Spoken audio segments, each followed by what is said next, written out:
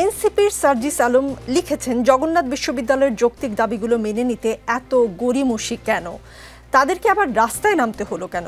গড়িমসি কেন শফিকুল আলম?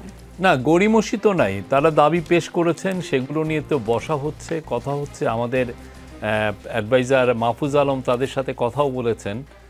আর পুরো দাবিটার সাথে দেখবেন যে মনিটারি অনেক কিছু ইনভলভমেন্ট আছে। ওনারা যে 3টা দাবি করেছেন পুরোটার সাথেই তো টাকা পয়সার বিষয়গুলো আছে। আপনি একনিকের কথা বলছেন, একনিকে আমার ওর যে নিউ ক্যাম্পাসটা তৈরি হওয়ার কথা, বা 70% আমি শিক্ষার্থীকে তার আবাসন ভাতার বিষয়গুলো, এগুলো নিয়ে তো সত্যিকার অর্থে ইন্টারমিনিস্ট্রিয়াল মিটিংয়েরও তো বিষয় আছে।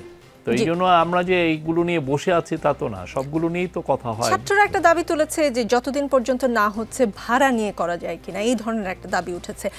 আপনার কি মনে হয় জগন্নাথ বিশ্ববিদ্যালয়ের শিক্ষার্থীরা এতটাই অবুঝ যে তাদেরকে আসলে একদম সলিড কোনো আশ্বাস দিলে তারা না? দেখেন, পুরো জিনিসগুলোর সাথে গভর্নমেন্টের বাজেটারি ইনভলভমেন্টটা জড়িত।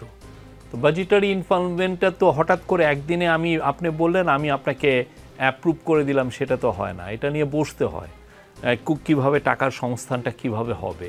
আর এটা হলে একটা আপনি প্রেসিডেন্স তৈরি করেছেন, এই প্রেসিডেন্সটা আবার অন্যান্য ইউনিভার্সিটির ক্ষেত্রে কতটুকু ইয়ে হয়। তো আমি জিনিসটা আপনি ভাবছেন যে এটা তো একক একটা ইউনিভার্সিটির, কিন্তু বাংলাদেশে তো এরকম পাবলিক ইউনিভার্সিটি আছে 50টা বা আরও বেশি। তো তাদের ক্ষেত্রেও তখন এসে যায়, তখন তারাও তো আন্দোলনের বিষয় আসে। তো এই পুরো জিনিসগুলো নিয়ে তো সত্যিকার অর্থে গভর্নমেন্ট তো বসে নাই। কালকে চিফ অ্যাডভাইজার চিটংয়ে ছিলেন, উনি সারাটা দিন ওইখানে ছিলেন, মিটিং করেছেন। ওইখান থেকে ঢাকায় ফিরে আজকে উনি ক্যাবিনেটের মিটিংয়ে ছিলেন। তো আমি বলতে পারি যে এইটার সময় তো আছে, অস্থিরতার তো কিছু নাই।